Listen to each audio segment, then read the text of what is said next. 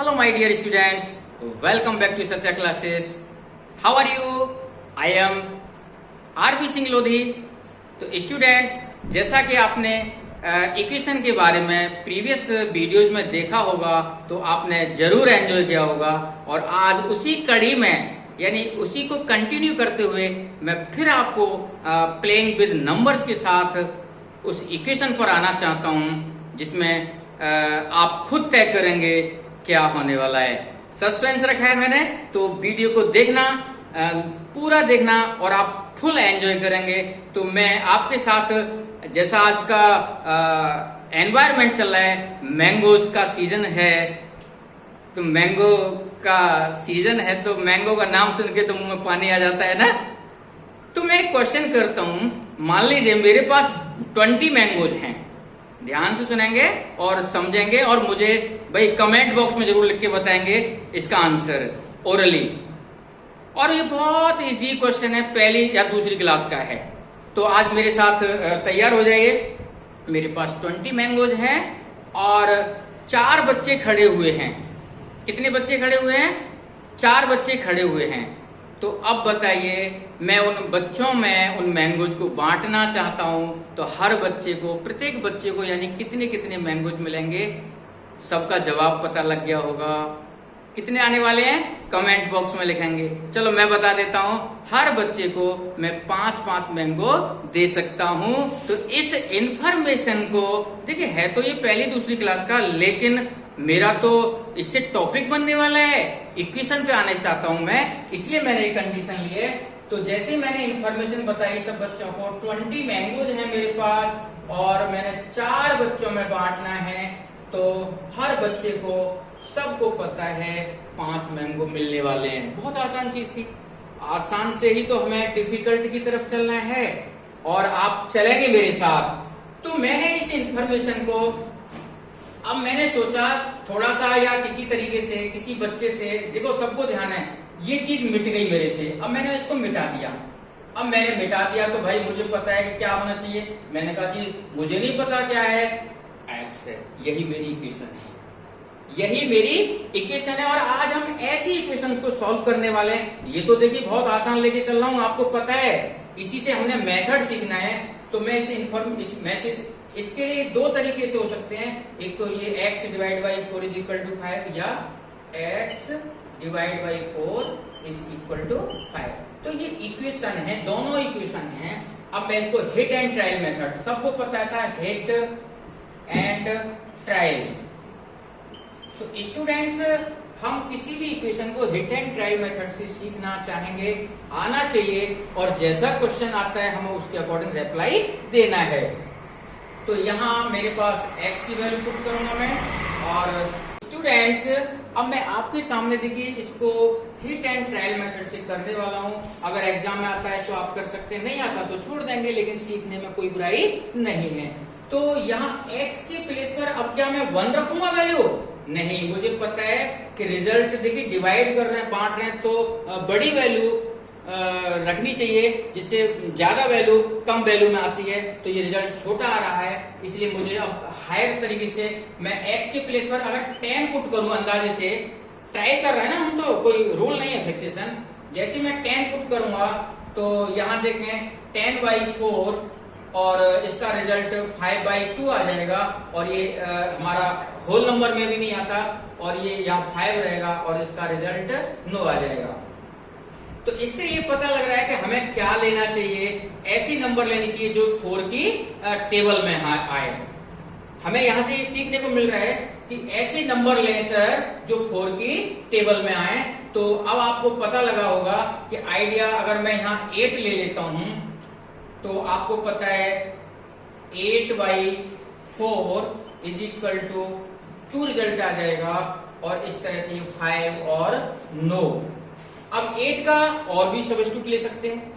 इसी तरह से 16 लेंगे तो आपको पता लग रहा है यहाँ रिजल्ट कितने आने वाला है, जैसे 4 से, और यहाँ 5 और यहाँ पर 9। अब 8 आ गया, 8 2 जा 16, 8 3 जा 4 की हमें मल्टीपल लेने हैं। फ्रेंड्स, मैंने आपके सामने देखिए एक एग्जाम्पल लिया है। अब इसको हिट एंड ट्रायल मेथड से हम सॉल्व करने वाले हैं और यहाँ देखने से पता लगता है, हमको क्लियर है कि अब x के प्लेस पर ऐसी वैल्यू होनी चाहिए जो 4 से डिवाइड हो जाए, यानी 4 की मल्टीपल हो। तो मैं स्टार्ट करता हूँ। सबसे पहले 4 लेता हूँ और 4 लूंगा तो रिजल्ट 1 आएगा। देखिए मैंने सॉल्यूशन नहीं करके दिखा रहा वो आपको।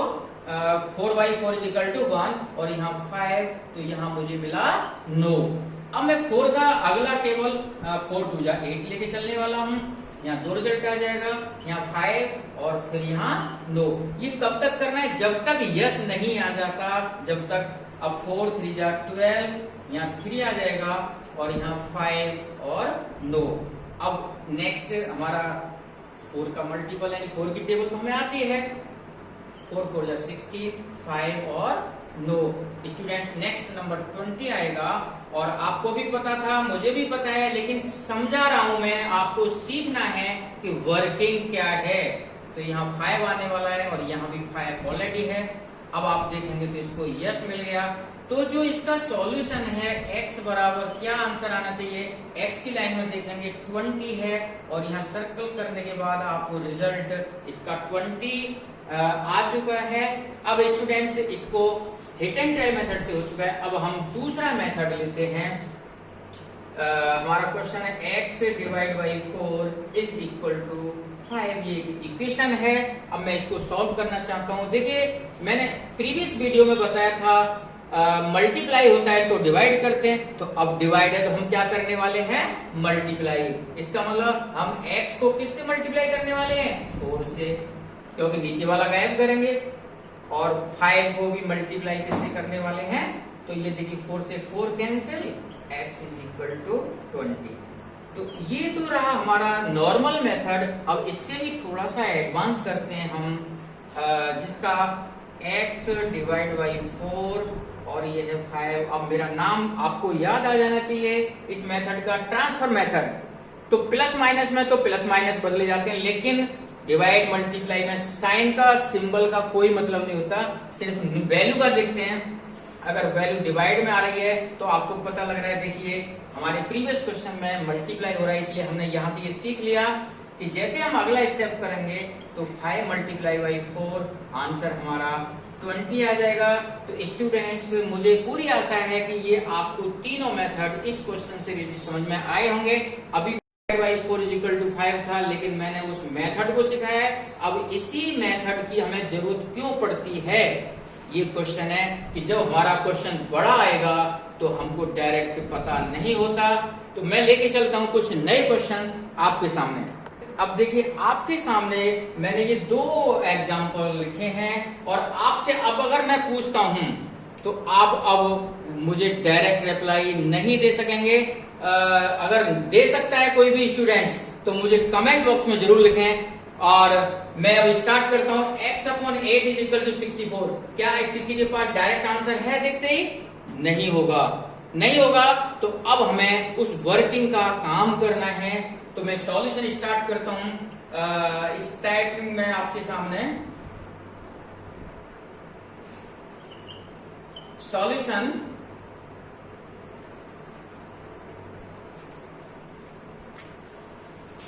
x को मुझे मल्टीप्लाई करना है 8 के साथ, और मेरा नीचे 8 है, और 64 को भी मुझे 8 के साथ मल्टीप्लाई करना है। सो स्टूडेंट x से ये 8 से 8 कट जाएगा और x इज इक्वल टू, मुझे तो ऑलरेडी लर्न है 64 8 जब 512 होता है। वैसे मल्टीप्लाई देखिए कंट्रोल 8 4 जा 32, 3 कैरी 8 6 जा 48 और 3 51। ऐसा नहीं है, हम डायरेक्ट भी कर सकते हैं। सो स्टूडेंट्स इसमें तो मैंने नॉर्मल मेथड बताया कि जैसे कोई वैल्यू डिवाइड में तो उसको मल्टीप्लाई करके फ्री कर लेते हैं, लेकिन ट्रांसफर मेथड क्या कहता है, यहां से आपको सीखने को मौका मिल चुका है कि अब हम x/8 है और 64 है, तो आपको पता है नीचे जो डिवीजन वाली चीज है वो मल्टीप्लाई में जाती है।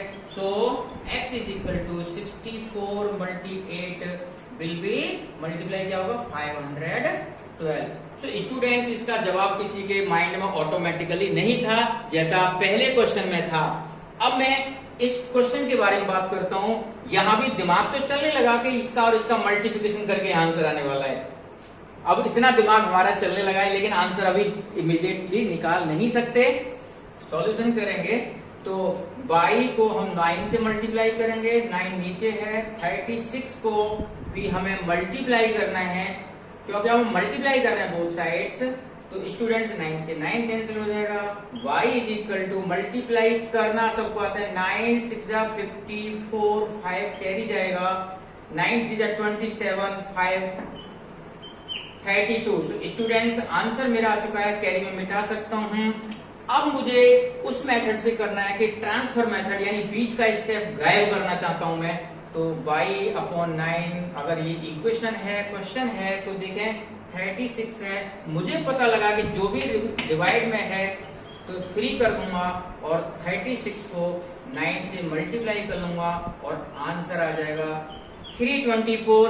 तो स्टूडेंट आज की जो वीडियो है बेस्ड ऑन डिवीजन, यानी इक्वेशन के जो क्वेश्चंस हैं डिवीजन से रिलेटेड, आज आपको ये कैसे लगे मुझे कमेंट बॉक्स में जरूर बताएंगे, और मेरा अनुभव आपके साथ कैसा रहा ये भी आप मुझे बताएंगे। और इसी के साथ मैं अपनी वीडियो को समाप्त करूंगा, लेकिन समाप्त करने से पहले आपसे कहना चाहूंगा कि इस वीडियो को आप जरूर ही शेयर करेंगे, चैनल को सब्सक्राइब करेंगे, जिससे मेरा अगला पार्ट जो भी इक्वेशन से रिलेटेड है आपको सबसे पहले मिले और इसी तरह से आप उसको एंजॉय करें। और इसी के साथ मैं अपनी वीडियो को समाप्त करता हूं।